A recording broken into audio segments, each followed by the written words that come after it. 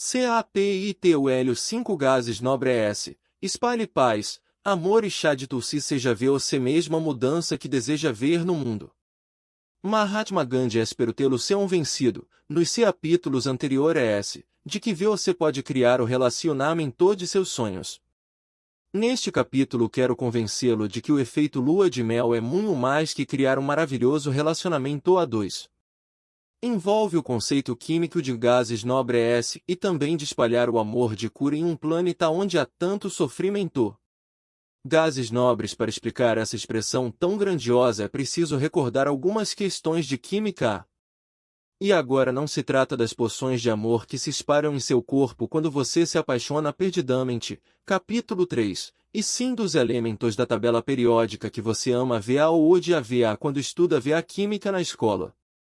Claro, eu era um dos que ama VA Química, e detestava literatura, e ainda amo estudar a natureza do universo que o padrão dos 118 elementos da tabela periódica revela.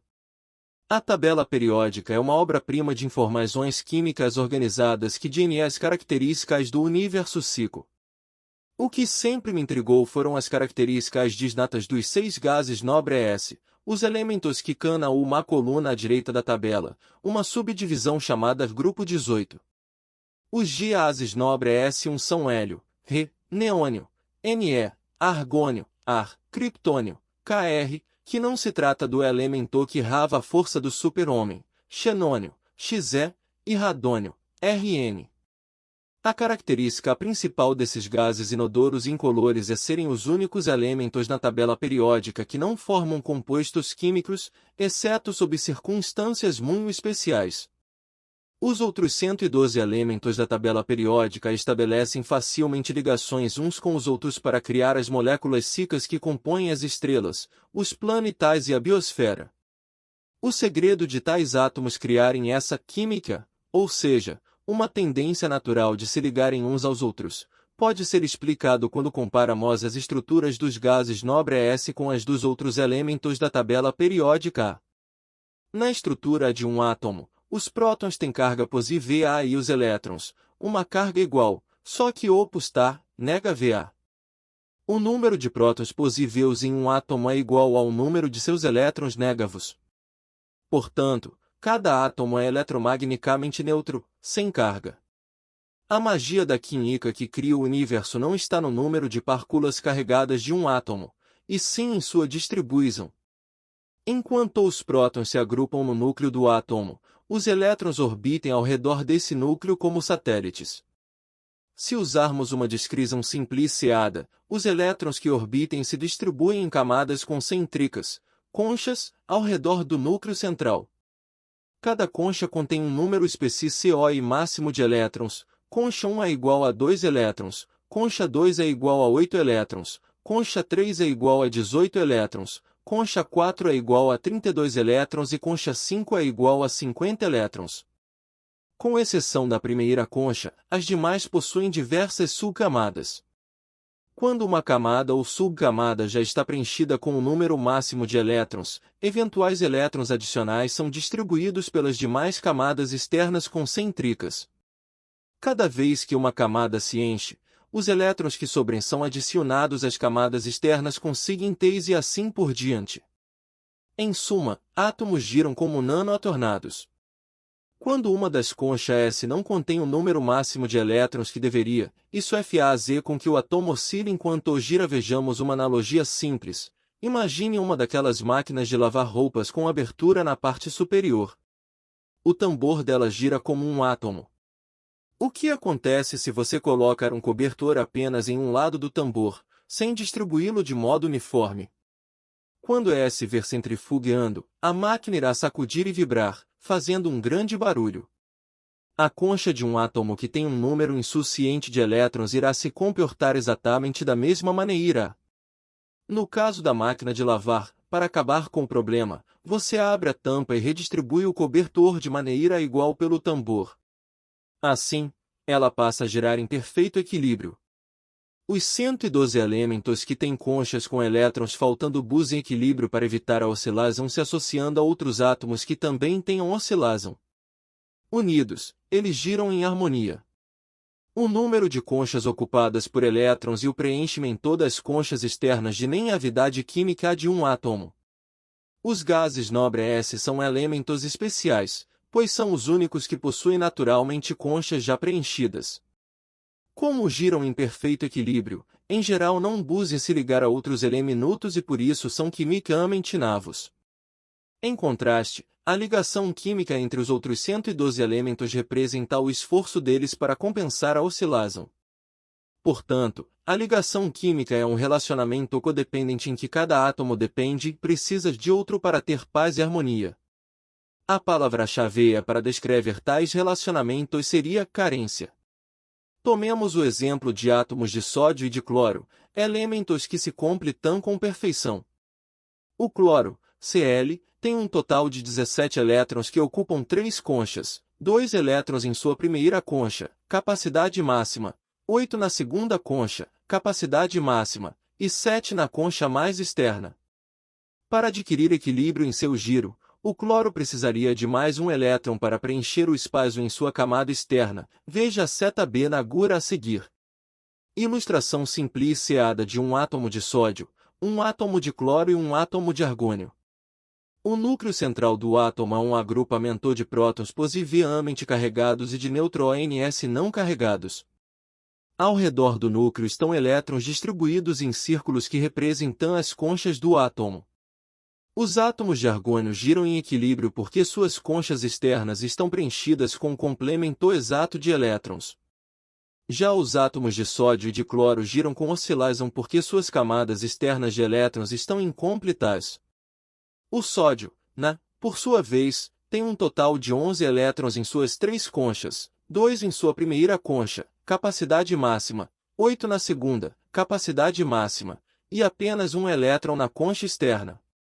Para adquirir equilíbrio, a camada externa do sódio teria que adquirir mais 7 elétrons ou expelir o elétron excedente, conforme indica a seta na ilustração anterior. Tanto a concha externa de elétrons do sódio quanto a do cloro estão incompletas. Quando eles estão separados, seu movimento lembra o da máquina de lavar com o cobertor amontoado em um canto. Mas quando os dois se unem surge a química, isso ocorre devido à tendência no universo de encontrar equilíbrio por meio da união. Eles deixam de oscilar e se estabilizem. Ao criar a chamada ligação iônica, o sódio cede o elétron excedente de sua concha externa ao parceiro cloro, que usa esse elétron para completar sua concha externa. Veja a seta na agulha a seguir. Vou ir lá. Através dessa parceria, cada átomo tem agora uma camada externa a completar e juntos eles giram em perfeito equilíbrio. Trata-se de um relacionamento com base no seu complemento das necessidades um do outro. Cloreto de sódio, como expliquei no capítulo anterior, devido às práticas convencionais culturais e de parentesco nem sempre possíveis, praticamente todos nós somos, até certo ponto, psicologicamente desequilibrados do ponto de vista psicológico. Como indivíduos nessa condição, nossa tendência é a mesma dos átomos. Buscamos um parceiro que também esteja em desequilíbrio para nos complementar. Quando dois parceiros complementam os desequilíbrios um do outro, eles podem girar em harmonia, sem oscilações. Enquanto a nossa mente consciente busca parceria com indivíduos que satisfaçam nossos desejos, a mente subconsciente busca pessoas que possuam características que complementem nossos desequilíbrios inconscientes. Um exemplo de relacionamentos codependentes extremos é o dos sádicos, que adorem e gir dor e busem masoquistas, que sentem prazer ao sem dor. No processo inconsciente de criar relacionamentos codependentes não se perdem elétrons, mas pode-se perder a sanidade convivendo com um parceiro desequilibrado que sua mente subconsciente atraiu, ao invés do parceiro maravilhoso que sua mente consciente imaginou. E, mesmo quando seu relacionamento pós-lua de mel se deteriora e o parceiro de seus pesadelos decide pular fora, você pode se surpreender ao se ver implorando para que ele não me abandone. Você sabe que seu parceiro é abusivo, mas não quer que ele se vá porque ele equilibra algo disfuncional em sua vida. Essa é a admissão de codependência. Lembra-se da mulher no Caribe que eu quase enlouqueci porque me recusei a discutir com ela? Dá para imaginar o pó de programação que ela recebeu quando criança, a ponto de associar amor a abuso verbal e gritos. As pessoas busquem aquilo que considerem amor, ainda que seja uma forma perversa dele, pois, como expliquei no capítulo 1, temos a necessidade biológica de encontrar um parceiro e a necessidade biológica, psicológica de gravitar ao redor daquilo que consideramos amor. Para estar em equilíbrio, aquela mulher precisava de alguém com quem brigar. Apesar de reclamar do parceiro anterior, ela não queria mudar, buscava inconscientemente mais abuso. Se aprendi algo na vida, é que não se pode mudar as pessoas. A menos que elas peçam ajuda, seus esforços serão inúteis. É óbvio, como já deixei bastante claro neste livro, que nunca fui um modelo de equilíbrio. Lembra-se da outra mulher no Caribe que me disse, com total razão, que eu era muito carente. Em minha desesperada e imperativa busca biológica por uma parceira para encontrar equilíbrio, acabei procurando amor nos lugares errados. Assim como a mulher que associa via amor a brigas e gritos, eu procurava nos lugares certos, considerando que minha mente subconsciente estava repleta de programação negativa. Eu buscava inconscientemente um relacionamento codependente para equilibrar minha vida. Gases nobres, lasers e amor. Vejamos agora o equivalente químico daquilo que descrevi no capítulo anterior. Uma vez que você alinha suas mentes consciente e subconsciente, deixa de ser um átomo de sódio procurando desesperadamente um átomo de cloro. Passa a ser um gás nobre girando em perfeito equilíbrio. Não há mais a carência de encontrar outro elemento para completá-lo. Você pode achar que os gases nobres são algo estranho para se usar como modelo justamente no último capítulo de um livro chamado Efeito Lua de Mel, mas posso arrar que eles são menos estranhos do que aparentam. Pobre argônio, pobre neônio, jamais encontrarão amor de verdade porque giram tão bem sozinhos que jamais precisaram de um parceiro. Mas a verdade é que, quando pessoas que giram em equilíbrio como um gás nobre se deparem com relacionamentos disfuncionais como os que tinham antes de descobrir seu equilíbrio, simplesmente os recusam. Átomos instáveis podem girar ao redor de gases nobres o quanto quiserem, não são atraídos por eles, que continuam girando sozinhos e felizes. Costumo dizer em minhas palestras, gases nobres podem até gostar dos instáveis, mas não se juntam a eles. A verdade é que os gases nobres vivem perfeitamente felizes, mesmo sozinhos. Quando modifiquei minha programação subconsciente negativa, e posso dizer que alguns resquícios dela ainda surgem de vez em quando, pude estar em paz comigo mesmo. Passei no teste do mereço ser amado e, pela primeira vez, não veia mais aquela necessidade desesperada de ter alguém para mim sem completou. Durante um bom tempo quis sozinho e não sem falta de companhia. Vivi um período de plenitude, anunciando ao mundo da nova ciência que os genes não determinam nossas vidas ou relacionamentos. Minha nova paixão agora era me conectar e fazer amizade com pessoas que se sensem e pensassem como eu. Passei a viver, sozinho, o efeito lua de mel em minha vida. Mas você pode perguntar, como os gases nobres estabelecem relacionamentos, já que são capazes de girar tão bem por si sós? A resposta é, maravilhosamente. Para entender essa resposta, é preciso considerar outra característica dos gases nobres, que é a capacidade de formar hexímeros. Hexímero, abreviação de dímero excitado, é uma associação especial entre dois átomos que normalmente não se uniriam em seu estado normal. Quando um átomo de gás nobre é anido por um fóton de luz, seu estado normal é profundamente alterado. O átomo absorve a energia do fóton e passa a vibrar mais rápido devido ao seu alto nível de energia. Em outras palavras, um átomo de gás nobre iluminado se torna excitado. Um átomo de gás nobre em estado excitado vai em busca de estabelecer parceria com outro átomo de gás nobre para compartilhar sua excitação.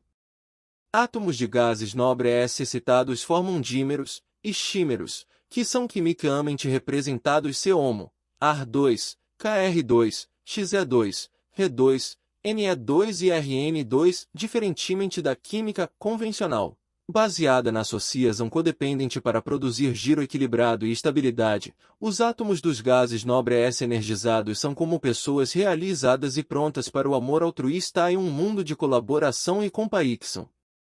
Ao modificar meus programas subconscientes desequilibrados, acabei me tornando um átomo excitado, girando em equilíbrio, até que Margaret surgiu em minha vida e criamos esse nosso duradouro efímero felizes para sempre. Vejo conclusão.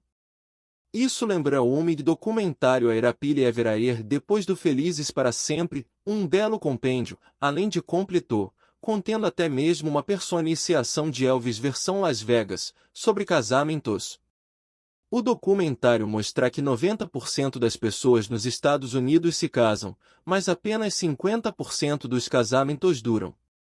No UMI, Stephanie Conteze, autora de Marriage, A History, How Love Conquered Marriage Casamento, uma história, como o amor conquistou o casamento, explicar, é a primeira vez, em centenas de anos, que o casamento ocorre não apenas por amor, mas também por respeito mútuo e oportunidades iguais para homens e mulheres. Quando um casamento dá certo, desenvolve-se um relacionamento mais justo, satisfatório e seguro, tanto para o casal quanto para os dois, como jamais houve na história da humanidade. Para mim, essa é uma definição de associação entre gases nobres. O relacionamento excitado de um efímero faz com que emita mais energia como fóton de luz. Pares de efímeros brilham. Sob condições normais, o ciclo de vida de um efímero brilhante e solitário é relativamente curto. No entanto, se há outros átomos de gases nobres nas proximidades, eles podem absorver o fóton M2 e se excitar também, o que significa que efímeros podem ajudar a criar mais efímeros. Essa característica de excitação dos gases nobres levou ao desenvolvimento do laser, que é a abreviação de Light Amplification by Simula ed Emission of Radiation, ampliação de luz por emissão é simulada de radiação. Um laser é um tubo cheio de gases nobres que recebem energia e se excitam. A energia simula a formação de dímeros de gases nobres excitados, associação. Os efímeros avados irradiam e emitem os próprios fótons, que, por sua vez, vão outros átomos de gases nobres na comunidade para formar dímeros excitados. À medida que a população de efímeros avados aumentar, os fótons que eles emitem criam uma reação em cadeia que resulta em ampliação da luz através da produção crescente de efímeros brilhantes. No início, o resultado é apenas uma pequena luz. Mas, conforme a emissão da radiação de efímeros simulados aumentar, ela se torna cada vez mais brilhante. Criar coerência entre os fótons M2, alinhando suas ondas de luz, resulta na produção de um feixe de laser, uma luz tão poderosa que pode abrir um buraco em uma parede de aço. Certa vez criei um show de laser e posso afirmar que o efeito caleidoscópico, a intensidade e a pureza dessa luz são capazes de criar um impacto incrível na audiência. Da mesma forma, humanos iluminados, como os gases nobres, podem ter um impacto semelhante e poderoso no planeta, pois compreendem a verdade implícita no empreendedorismo, no humanitarismo e nas palavras do lantropo Bharat Mitra. Todo ser humano tem em si o desejo inato de participar de algo maior. O melhor exemplo disso é o dos gases nobres como Pro Bharat Mitra, Yoal Lev, e sua esposa Bhavani, Holly B., fundadora da Organic India, uma comunidade que está ajudando a curar nosso planeta, um assunto de que trataremos mais adiante. Não é preciso ser um especialista aeroespacial, um especialista em clima, um avista em guerra ou um biólogo celular para saber que o planeta precisa de cura. O que a humanidade enfrenta neste momento tem nome. Quando as células de nosso corpo começam a lutar umas com as outras, isso se chama doença autoimune.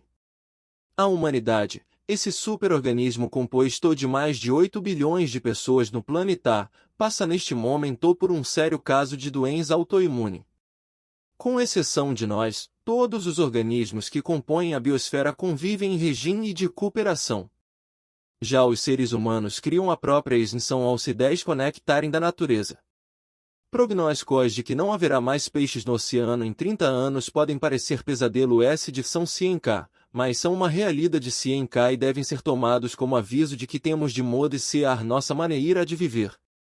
Sejam doenças ou crises sociais, todos os problemas que enfrentamos vêm de nossa incapacidade em entender que, ao destruirmos o ambiente, destruímos a humanidade.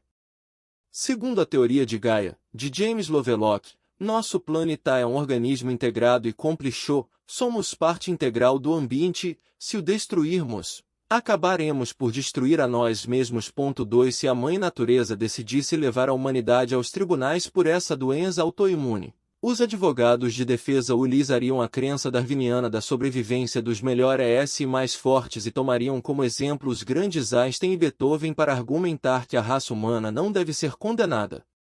Mas o argumento não iria muito longe, pois evolução não é uma questão de indivíduos mais fortes em uma espécie, e sim do impacto da espécie como um todo. Nesse caso, as ações coletivas dos mais de 8 bilhões de pessoas neste planeta criarem um registro negativo e injustificável. As opções da humanidade são claras. Podemos continuar a fazer o que sempre fizemos e acabar como os dinossauros, ou podemos modificar nossa forma de viver. Mas, apesar de nossa tendência a destruir sou mista. A evolução, como expliquei no capítulo 1, é composta pela formação de comunidades cooperativas, e acredito que o caos atual irá nos levar, ainda que alguns tenham que ser arrastados, ao próximo estágio, em que os gases nobres predominam.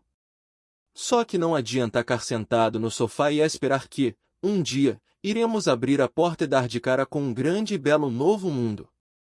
Evolução é um processo avô, não passivo.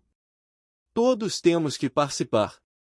Sigo a teoria de Lovelock sobre Gaia e, principalmente, seu sábio conselho para evitar o velho adágio do nós se contra eles. Se queremos viver bem com a Terra e sobreviver a este século, temos de entender que apenas lutar por direitos humanos não é suficiente. Temos de entender que tudo é vida, de bactérias a árvores, de amebas a baleias, somos todos parte do grande sistema de vida na Terra. E mais ainda, temos de agir por nós mesmos, e não é esperar que alguém faça o nosso trabalho. Temos a tendência de ficar procurando bodes expiatórios para culpar pelos problemas ambientais, mas o problema começa em cada um de nós. Temos o poder de determinar aquilo que fazemos, e é de suma importância ter isso em mente. 3 Sei que é difícil seguir a regra de Lovelock quando as manchetes dos jornais mostram apenas notícias sobre derramamentos de óleo e polícias corruptos. De minha parte, considero mais fácil evitar apontar o dedo e achar bodes expiatórios quando penso que há gases nobres fazendo sua parte para mudar o mundo. Por isso decidi encerrar este capítulo apresentando a você alguns dos gases nobres com que veio a chance de me conectar em minha longa e fascinante jornada de transformar de ciência agnóstico em ciência espiritual rosas. TULSI Dignidade. Quando Margaret e eu recebemos um convite para ir à Índia conhecer Bharat Mitra e Bhavani Levi, não pudemos recusar. Como não querer conhecer pessoalmente, e não apenas por Skype, o casal que fundou uma empresa e comunidade tão incrível como a Organic India, cuja logo é beneficiar Gaia. A criação é una com o todo. A terra é una com o todo. Nós somos unos com o todo. Como muitos ocidentais, Bharat Mitra, de Israel, e Bhavani, dos Estados Unidos, foram para a Índia em busca de conhecimento espiritual. Lá eles encontraram um guru, Sri Hwl Ponjaji, Papaji, e também uma vida mais simples. Mas, diferentemente da maioria dos peregrinos, Karon eram de Lucknow W, a capital do estado de Uttar Pradesh H, e convivendo com Papaji, seu lar e a matriz da Organic India. Bhavani conta, semos um chamado para iniciar uma revolução orgânica na Índia. Como bons e iluminados efímeros de gases nobres, Bharat e Bhavani citaram outros gases nobres para criar uma comunidade e compartilhar essa luz, não apenas entre si, mas também com o resto do mundo. E assim iniciarem sua revolução em 1997 na cidade de Azangar. Nos anos 1960, muitos agricultores dessa comunidade já tinham adotado os chamados métodos agrícolas de alta tecnologia da Revolução Verde que as corporações ocidentais haviam introduzido na Índia. Hipotecaram suas terras e vidas para comprar a promessa das caras sementes higienicamente modificadas. Depois, tiveram que fazer mais empréstimos para pagar os fertilizantes e pesticidas sintéticos e os modernos projetos de irrigação exigidos para cultivar as plantas genicamente modificadas. O objetivo era evitar a fome no país, antes considerada inevitável, e, no começo, a ideia pareceu funcionar. As safras renderem e tanto as cidades pobres quanto seus agricultores prosperaram. Mas, quando a Organic India iniciou seu trabalho em Azamar, vários deles estavam sem esperanças e desesperados. As plantas não nascido, mas o processo havia consumido tantos lençóis freáqueos que eles precisavam cavar poços cada vez mais fundos, e para isso, fazer mais empréstimos dos organismos genicamente modificados, OGMs, e os produtos petroquímicos produzirem um desastre ambiental de consequências devastadoras. As lavouras monstro de OGMs da Monsanto aceleraram a extinção dos nutrientes do solo, tornando as plantas mais frágeis, o que levou a uma invasão de insetos destruidores. Os agricultores precisavam fazer empréstimos cada vez mais altos para comprar pesticidas e conseguir manter suas plantações livres das pragas cada vez mais resistentes. Na uma década, mais de 200 mil agricultores indianos, sem ter como continuar a trabalhar na terra estéril e pagar suas dívidas, raram a própria vida. Muitas vezes através da ingestão proposital dos pesticidas que se compraram com a guiará de uma vida melhor para si e suas famílias. 4 Por isso, quando a Organic India chegou a Azamar, os agricultores suspeitaram dos ocidentais que chegavam pedindo que eles modificassem radicalmente sua forma de trabalho.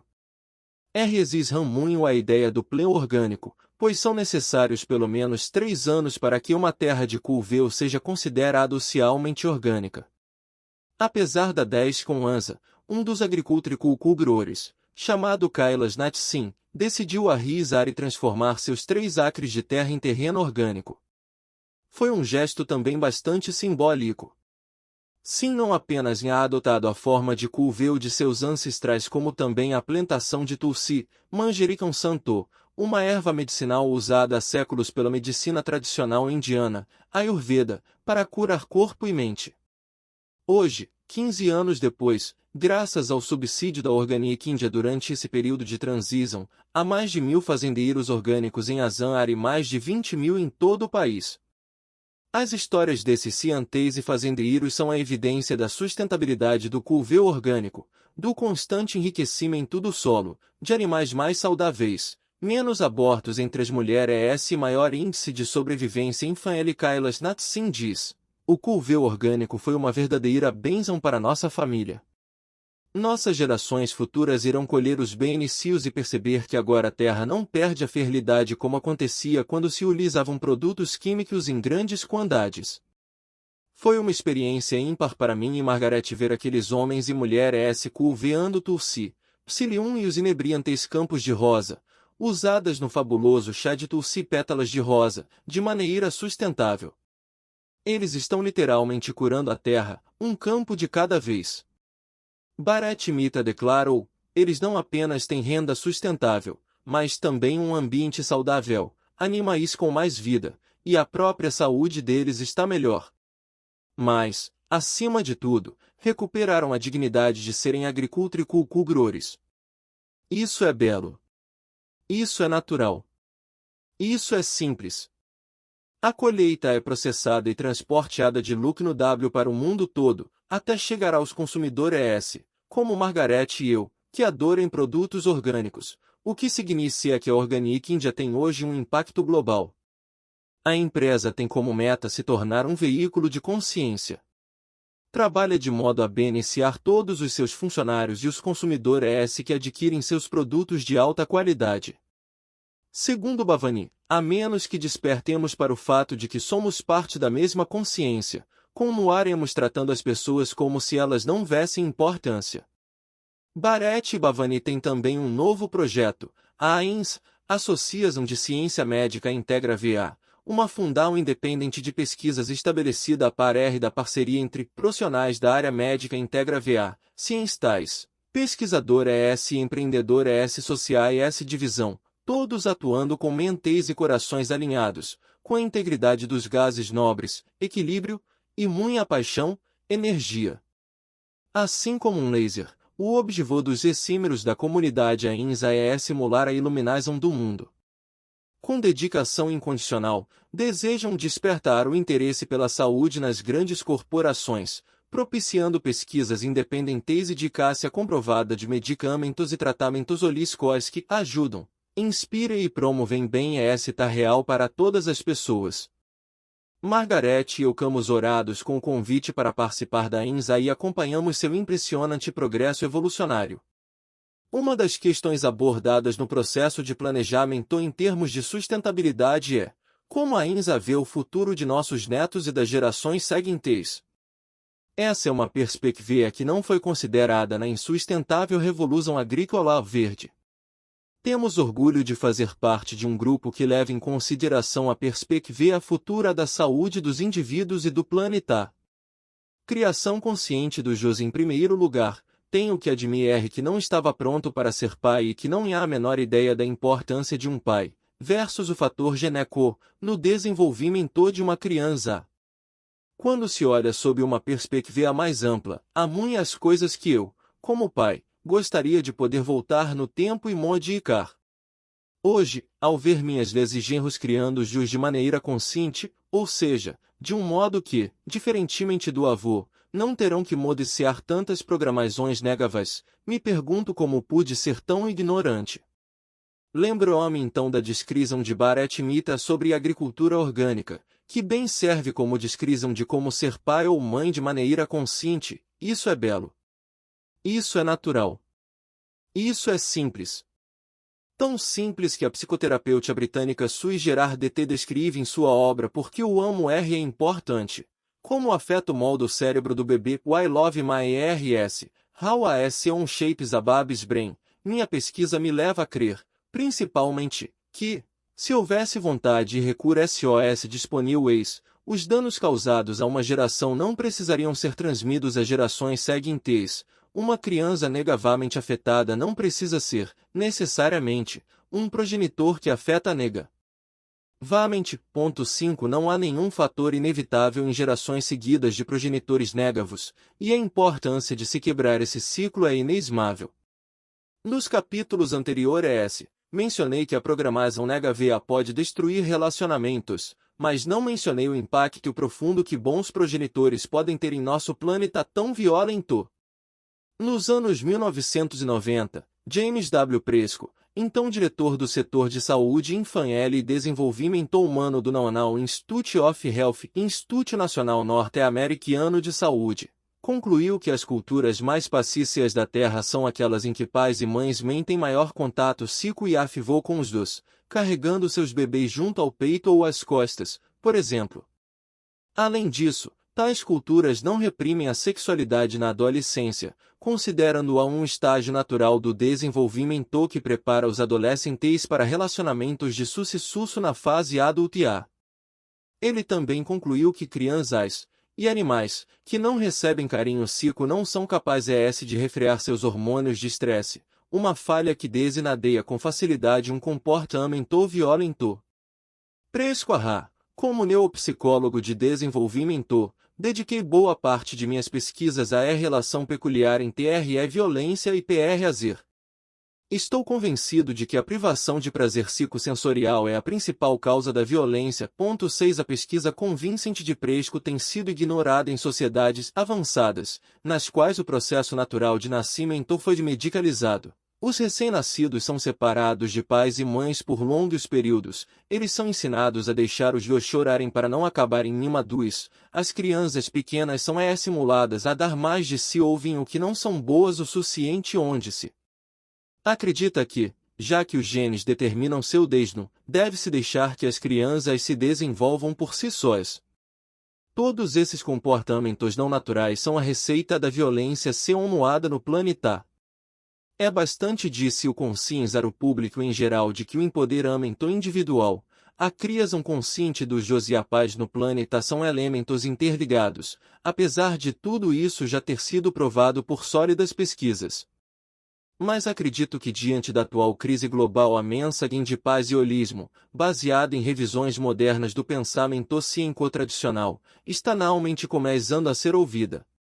Uma indicação do aumento dessa consciência é que uma versão da nova ciência, que é a união da psica com a da Epineca e da criação consciente dos Deus que descreviam a biologia da crença, recebeu 2 prêmios em reconhecimento a essa habilidade de gerar paz no mundo.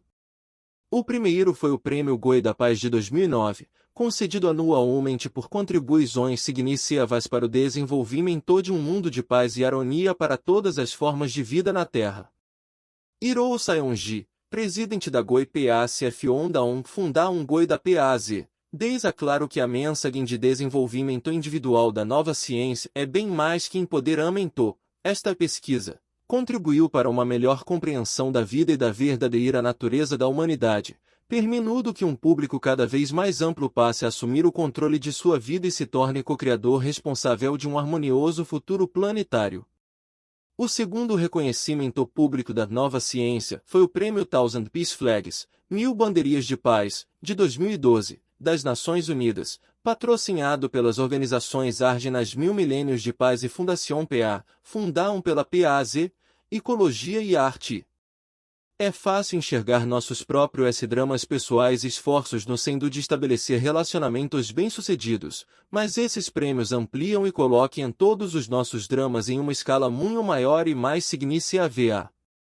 A promessa de uma nova ciência não é apenas a de um mundo sem relacionamentos codependentes e sem a necessidade de lutar a 4 mentes em um relacionamento, mas também a de um mundo sem violência em que todas as crianças possam receber tudo de que necessitem para viver melhor e criar um mundo melhor. A conexão dos gases nobres. Enquanto me preparava para escrever este livro, perguntei à minha comunidade online se alguém já havia aplicado os princípios mencionados em A Biologia da Crença nos seus relacionamentos. O grande número de respostas positivas, especialmente no relato a seguir, me surpreendeu. Caro Bruce, veja como a biologia da crença mudou para sempre meu relacionamento com meu marido. Lembro-me até hoje de uma viagem de trem que de Portland a Bellington. Fui observando pela janela o reieso da luz na água durante todo o caminho e ouvindo a versão em áudio de A Biologia da Crença fiz uma lista mental de todos os pontos importantes para contar a meu marido, Marene, quando chegasse. Ele estava me esperando na estação de trem e, antes mesmo de eu falar, foi logo me contando sobre um livro incrível que tinha acabado de ler, A Biologia da Crença. Foi um divisor de águas para nós. Decidimos que era hora de mudar as faixas de programação que tocavam em nossa mente. Participei então de um curso de PSYCHK, como sugerido no livro, para reprogramar a mente subconsciente, as faixas, e ensinei o método a Marene. Fizemos uma lista de toda a nossa programação mental e usamos o teste muscular do método para equilibrá-la. Quando iniciamos esse processo, estávamos imersos em um frenético ritmo de trabalho. Com pouco tempo um para o outro, achávamos isso normal e não percebíamos a distância cada vez maior entre nós. As angas crenças arraigadas em nosso subconsciente conduziam nosso relacionamento para o mesmo caminho do de nossos pais. Percebi o que aconteceria em poucos anos, quando seríamos quase 2 estranhos um para o outro. Trocamos então a programação que não servia mais por uma nova. Com a consciência dessa reprogramação, começamos a estabelecer um novo caminho. Mudamos para um local mais calmo e decidimos iniciar um trabalho que desse vazão à nossa criatividade. Jamais imaginamos que iríamos acabar criando isto. HPKCK.Street/RPU. Nosso relacionamento é muito mais rico agora e sinto que estamos na mesma vibração quando percebemos que nossos comportamentos programados surgem no dia a dia. Conseguimos trabalhar esses comportamentos e planejar juntos a melhor jornada para nossa vida. Marcy Kriner. Quando falamos com Marcy antes da publicação deste livro, descobri que o projeto que ela menciona, o website Kickstarter, um app de iPad que ajuda crianças a escrever e ilustrar histórias, não se conseguiu patrocínio. Sem desanimar, Marcy e Marene seguir em frente, sem recriminações do pô. Você deveria ter feito isso, não. Você é quem deveria ter feito aquilo. Juntos, eles decidiram iniciar um novo projeto, um curso online, que não requer patrocínio ou fundos externos. Marcy explica que, como ela e o marido não estavam mais happy nos modelos dos relacionamentos de seus pais e criarem aquilo que a mente consciente tinha escolhido, eles conseguiram lidar melhor com o fato de não terem patrocínio. Não ficamos nos recriminando, muito pelo contrário. Acabamos rindo da história e até criamos gravuras sobre as lições que aprendemos durante o projeto. Os dois acabaram percebendo que o projeto foi um sucesso, pois, através do Kickstarter, acabaram se conectando a diversas pessoas que lhes deram muito apoio. O dinheiro deixou de ser o foco.